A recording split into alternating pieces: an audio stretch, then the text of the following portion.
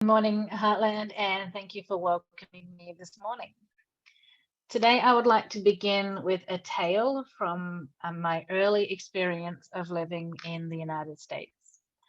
There are a lot of things that are new and different that can be discovered when you move to a new country. And one of the things I discovered on moving to the United States from Australia is that a lot more of your trees lose their leaves here over the colder months. So when my children were younger, they were outside one day engaging in a play that may be very common to many of you, but was very novel to them at the time.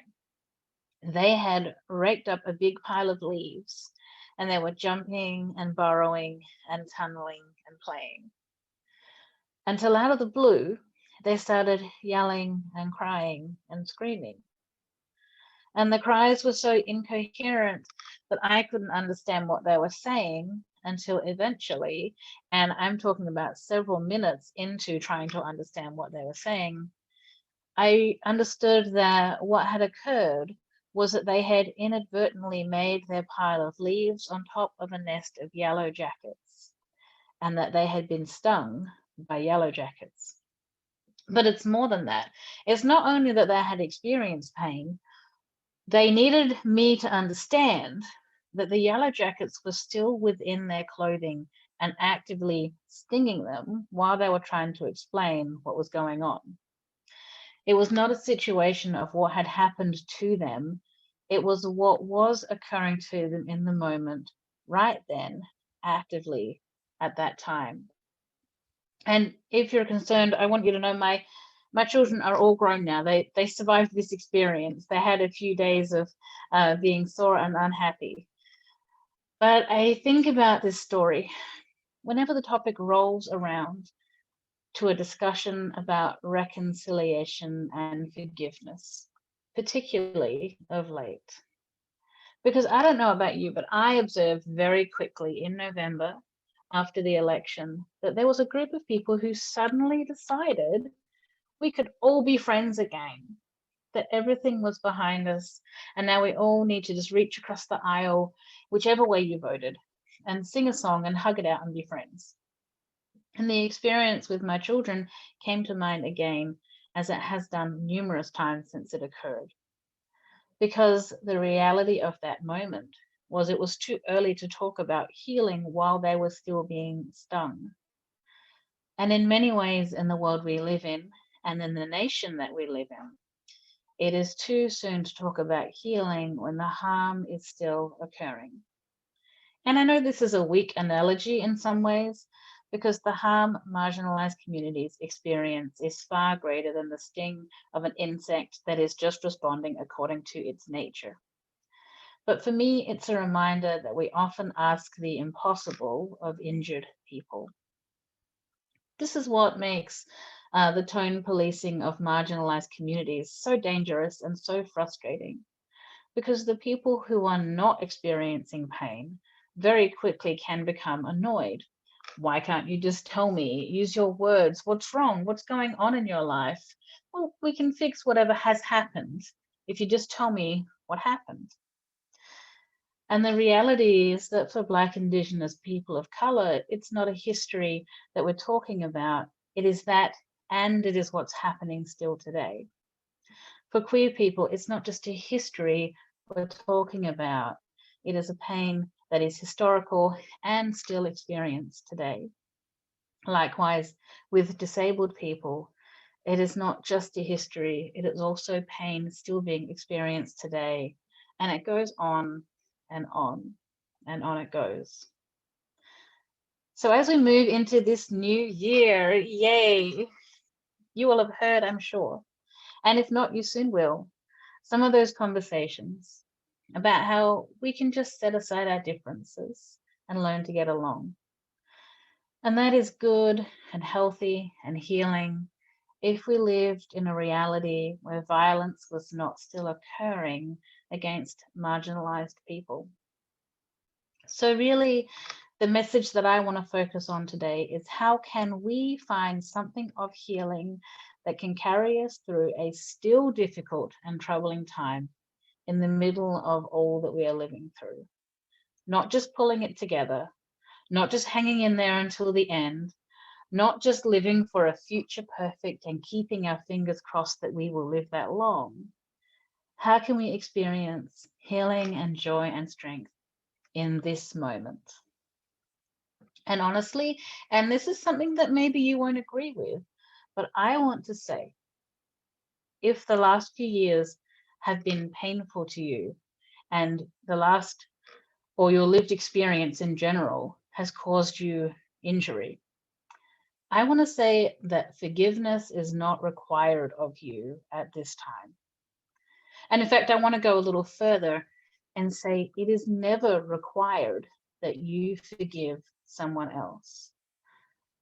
Because the nature of forgiveness, which is at the core often of reconciliation, the nature of forgiveness is that by definition, it must be a gift that is freely given, that you choose to do, most often for your own benefit. If there is ever any obligation tied to it, it is not forgiveness. You cannot pay a debt with a gift. And honestly, often it is very powerful people and often the same people that have harmed or are harming us that are pressuring us to give them forgiveness. And it can very much be a tool that powerful people use to continue oppression. So then what can we do? How can we experience healing and reconciliation in the middle of ongoing trauma? And I want to suggest that one way of looking at it is to begin with us, to begin with yourself, because there will always be people in this world who will disagree with each other. And I have learned that there are always people in this world who do not like me, and I cannot change that. The only person I can change is myself. And when I say change, I mean, if the goal is to experience healing, then I am going to be working on healing that I can do within myself. If the goal is forgiveness, I'm going to begin with forgiving myself. And that is really hard work to do. And you might think, well, I haven't done anything wrong. But I ask myself, how many times have I used negative language to describe myself or attacked myself with negative language? And I can begin there. I can forgive myself for that. Because we don't really have control so much of what's going on in the world around us and how other people choose to live their lives. But I can decide to be reconciled with myself. I can look in my memory at the teenager that I was and the decisions that I made in the past that caused me pain to this day. And I can decide whether I have the strength to forgive myself and be reconciled with myself. And in that healing, if there's goodness in that, if there is forgiveness in that that spills out into the world to others, that is all well and good.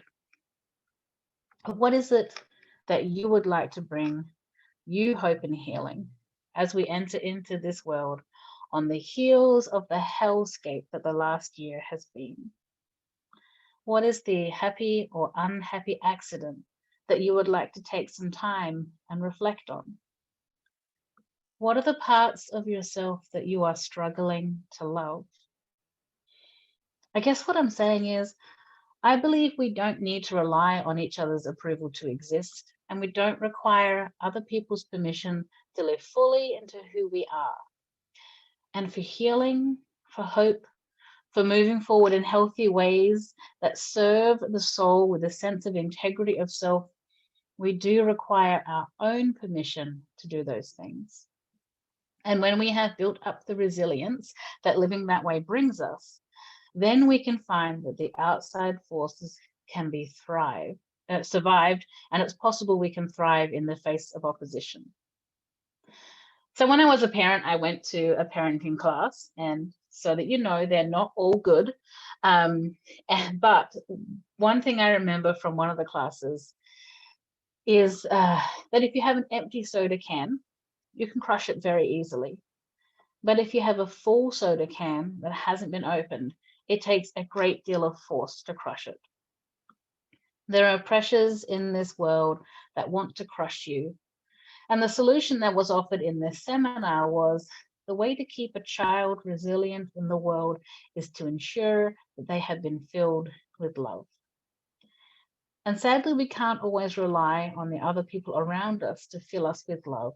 So we have a responsibility, a duty, and a beautiful privilege of filling ourselves so much with love that it makes us strong, that it prevents us from being crushed by the pressure of the world. Now, I'm not saying that all we need to worry about in life is ourselves and no one else, because the work of putting a stop to oppression and injustice in the world is crucial, and we are a people who are attached to that, who are dedicated to doing that work. I'm saying we don't need to wait for that work to be successful to attend to our own needs, to build up healing and resilience and strength. When we decide to forgive ourselves and to love ourselves, because really, friends, that's where it begins. And if we can achieve nothing more in this life than to go to our graves knowing that the most important person in our lives, and friends, you are the most important person in your life, knowing that the most important in your life is one that you treated with kindness and respect and with dignity, that is a very fine goal. So that's my question for you today. Have you forgiven yourself? Have you decided to love yourself, the fullness of who you are, even those parts of yourself that you would rather look away from? I hope that we can build a better world, and it is my conviction that my part in building a better world begins with me. Amen, and blessed be.